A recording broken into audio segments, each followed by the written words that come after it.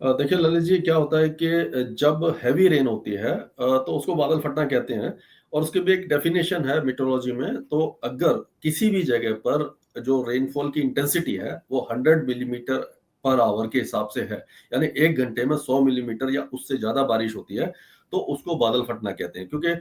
100 millimetre 1 घंटे में बारिश होना बहुत ही हैवी रेन को कहा जाता है। और ये पहाड़ों में ज़्यादा खतरनाक होता है। वैसे तो ये बादल फटना ऐसा नहीं है कि केवल पहाड़ों में होता है। ये प्लेन एरिया में भी होता है जहाँ पर टॉरेंशियल रेन होती है, लेकिन पहाड़ों पर ये इसलिए ज़्यादा होता है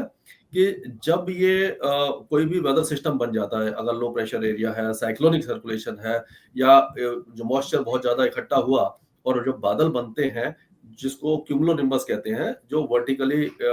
डेवलप्ड क्लाउड होते हैं, जिसका बेस जो होता है वो 3000 फीट के आसपास होता है और जो टॉप होता है इसका वो 50,000 फीट तक, यानी कभी-कभी 12, 14, 15 किलोमीटर तक चला जाता है। तो इस बादल में बहुत ज़्यादा मात्रा में मॉइस्चर होता है, पानी होता है और पहाड़ों में कभी-कभी क्या होता है कि इसका मूवमेंट नहीं हो पाता, वो ट्रैप हो जाता है एक ही जगह।